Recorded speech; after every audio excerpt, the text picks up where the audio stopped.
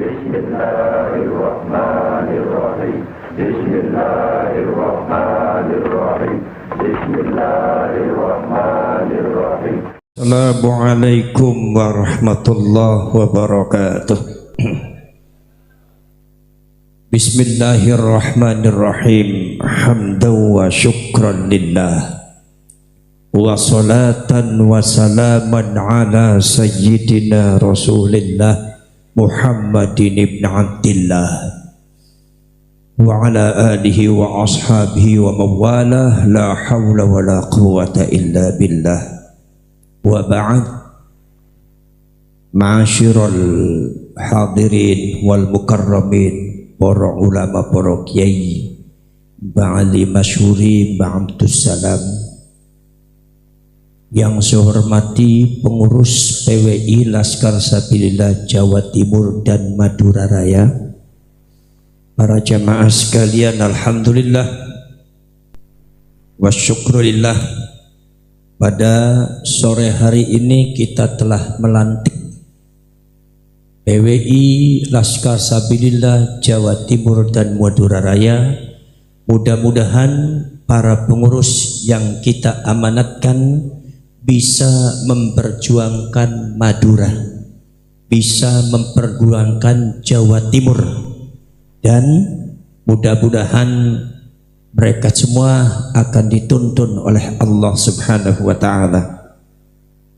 Saudara-saudara sekalian, mungkin saya hanya sebentar saja. Al-Imam Abu Madyan, Imam Abu Madyan ini muridnya Syekh Abdul Qadir Al-Jailani. Imam Abu Madyan punya murid Imam Muhammad Harazim. Imam Muhammad Harazim punya murid Imam Muhammad Saleh. Imam Muhammad Saleh punya murid Imam Abul Hasan Ali bin Abdullah Asy-Syadzili yang punya Thariqah Syadziliyah.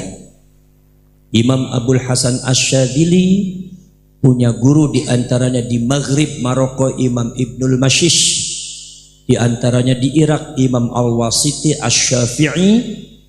Imam Abul Hasan Asy-Syadzili punya murid namanya Abul Abbas Al-Mursi. Abul Abbas Al-Mursi punya murid Ibnu Athaillah As-Sakandari, sahibu Syarhil Hikam. Maka Syarhil Hikam ini dibaca oleh seluruh thariqah. Imam Abu Madyan ini muridnya Syekh Abdul Qadir. Imam Abu Madyan ini muridnya Syekh Abdul Qadir. Imam Abu Madyan ini muridnya Syekh Abdul Qadir. Sultanul Auliya Syekh Abdul Qadir. Dalam satu catatan sejarah dapat daripada Habib Muhammad yang dikenal oleh kita semua Faqih Muqaddam, bahwasannya Faqih Muqaddam itu termasuk muridnya Imam Abu Madyan. Imam Abu Madyan muridnya Syekh Abdul Qadir Al-Jailani. Jadi Faqih Muqaddam itu pernah ngaji sama muridnya Syekh Abdul Qadir Al-Jailani. Makanya kita sadarkan kepada seluruh ba'alwi, jangan suka membanding-bandingkan Syekh Abdul Qadir Al-Jailani dengan Faqih Muqaddam. Ini su'ul adab namanya. Saudara-saudara sekalian, kadang-kadang framingnya sangat luar biasa. Al-Faqih Muqaddam Al-Imamul Bari' wal Mujtahid Al-Wasil ilallah ta'ala. Ini framing mereka belum tentu benar. Kenapa? Sebab tidak ditemukan di dalam kitab Tabaqatul Ulama wal Fuqaha yang ada di Hadrami tentang madhab Habib Muhammad yang disebut Al-Faqih Muqaddam. Itu juga muridnya tidak ada, muridnya juga enggak kelihatan, karyanya tidak ada, fatwanya tidak ada. Tapi di framingnya bahwa Faqih Muqaddam ini setingkat Imam Syafi'i, tetapi karena dia tawadhu' maka dia mengikuti mazhab Syafi'i. Ini framing yang tidak benar. Bahkan ada yang mengatakan di antara oknum habaib yang jahilul murakkab, mengatakan bahwa Faqih Muqaddam ini sebetulnya lebih tinggi daripada Syekh Abdul Qadir Al-Jailani. Ini percayaan sesat, menyesatkan masyarakat Jawa Timur dan orang Madura. Itu tidak boleh seperti itu. Dalam catatan mengatakan, ditemukan catatan bahwasanya Al-Faqih Muqaddam Al-Habib Muhammad itu adalah berguru sama Imam Abu Madyan Al-Maghribi, dan Imam Abu Madyan itu gurunya muridnya Syekh Abdul Qadir Al-Jalani. Jadi Faqih Muqaddam kalau memang betul catatan itu, berarti dia itu ngaji sama muridnya Syekh Abdul Qadir Al-Jalani. Jadi tidak olok, tidak ada akhlaknya, su'ul adab. Kalau seumpama ada seorang Habib yang membandingkan antara Faqih Muqaddam dengan Syekh Abdul Qadir Al-Jalani, ini sangat su'ul adab, ma fi akhlak. Maka tidak boleh seperti itu. Maka kita sebagai orang NU jangan sampai kita terframing dengan hal-hal semacam itu. Saudara-saudara sekalian, PWI ini adalah merupakan harokah, bukan cuma organisasi. Ada harokah, makanya sedikit ada greget perjuangannya. Dan alhamdulillah di PWI ini insya Allah bersih daripada pengaruh Ba'alwi. Sampai kapanpun Ba'alwi tidak akan mampu menguasai PWI, karena PWI ini adalah anti Ba'alwi. Karena PWI ini adalah bersih daripada Ba'alwi. Pengaruh-pengaruh Ba'alwi akan tidak mungkin masuk ke PWI. Saudara-saudara sekalian, kemudian ini adalah perjuangan harokah pergerakan kultur NU kultural. Kenapa kok NU kultural perlu bergerak? Karena selama ini banyak sekali hal-hal yang merugikan Nahdlatul Ulama, baik secara dakwah ataupun secara akidah Ahlus Sunnah wal Jamaah dan harokah pergerakan. Tetapi dari pengurus struktural itu seolah-olah tidak mau tahu dan tidak ada tindakan sama sekali, padahal itu korbannya sangat fakta, sangat jelas bahwa itu adalah sangat menghancurkan Nahdlatul Ulama.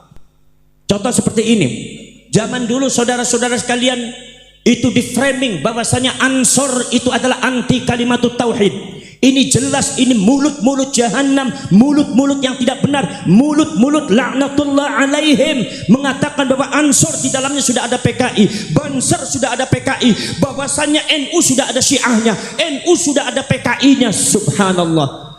Ini karena pengurus-pengurus secara struktural itu membiarkan, maka masyarakat terdoktrin dengan doktrin semacam itu, seolah-olah kalau seumpama kita bergerak dengan NU itu berarti tidak mendukung Islam, seolah-olah kalau kita bergerak ingin mendukung Islam harus berlawanan dengan Nahdlatul Ulama. Ini sangat tidak elok.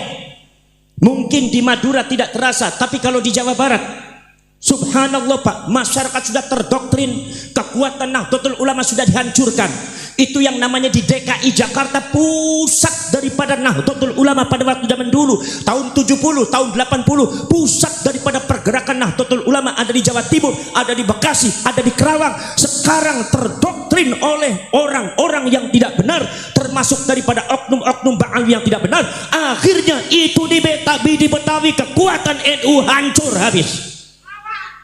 Kekuatan NU yang ada di Bekasi habis, kekuatan NU yang ada di Kerawang habis, kekuatan NU yang ada di Tengarang habis, dan pada akhirnya merambah kekuatan Nahdlatul Ulama yang ada di Banten habis, dan sekarang sudah menuju ke Ciamis habis, Sukabuminya habis, Tasikmalaya tahun 80 pusat daripada Nahdlatul Ulama. Para ulama, para kiai berangkul-rangkulan mu'anaqah bersama para ulama, para kiai membawa bendera Nahdlatul Ulama. Datang kaum klan Ba'alwi dengan framing Nahdlatul Ulama anti Islam, Nahdlatul Ulama anti kalimatut tauhid, Nahdlatul Ulama punya banser, bansernya tidak mendukung perkembangan Islam, lebih membela orang kafir, lebih membela seperti ini, dibelokkan dengan doktrinnya tidak benar. Akhirnya zaman sekarang Tasikmalaya kekuatan NU-nya hancur habis lagi. Ciamis habis, sekarang sudah merambah ke Cianjur habis, sekarang sudah merambah ke Kuningan habis, sampai akhirnya masyarakat diam saja terpaku ketika masjid-masjid yang diisi oleh para ulama NU diganti dengan oknum-oknum Habib yang ngaji. Kadang-kadang ngajinya subhanallah bukan ngaji, tapi isinya doktrin framing, pembelaan terhadap klan pribadi, menghormati Habib adalah merupakan hukumnya wajib, doktrin. Sementara para ulama yang mengajari kitab Fathul Qarib, kitab Syu'abul Iman, kitab Safinatun Najat, mengajari masyarakat tentang masalah tauhid, sifat 20, bagaimana caranya bersuci, bagaimana caranya sholat yang benar, bacaan sholatnya, bacaan Al-Quran, itu sekarang sudah habis, tidak ada. Masjid seperti yang ada di Kuningan itu banyak diganti oleh oknum-oknum Habib yang kadang-kadang secara ilmu itu adalah tidak lebih alim daripada ulama dan kiai kita. Ini menunjukkan bahwa gerakan mereka sangat nyata. Dan di Kuningan NU habis. Sekarang ada pergerakan Wali Songo Indonesia untuk daerah Kuningan, untuk daerah yang ada di Tasik dan ada di Cianjur, termasuk daerah ada di Ciamis dan Sukabumi.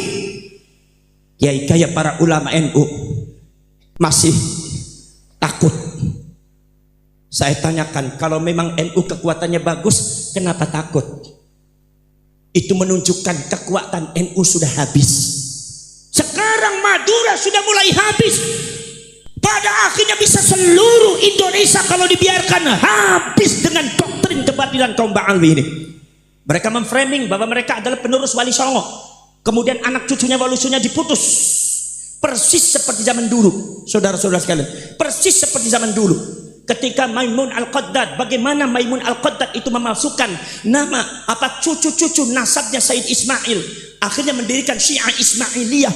Itu dengan cara apa? Menghilangkan, memutuskan rantai daripada anak cucunya Said Ismail, dihilangkan secara sejarah, tidak diakui. Sementara cucu-cucunya dia dicangkongkan ke Said Ismail, sampai pada akhirnya di Syiah Ismailiyah mereka yang mengaku cucunya Rasulullah sebetulnya adalah cucunya Maimun Al-Qaddad Al-Yahud. Ini memang gerakan Yahudi luar biasa. Makanya sebetulnya gerakan-gerakan ini sebetulnya di dalam hati kita sudah ada. Sebetulnya permasalahan ini di Madura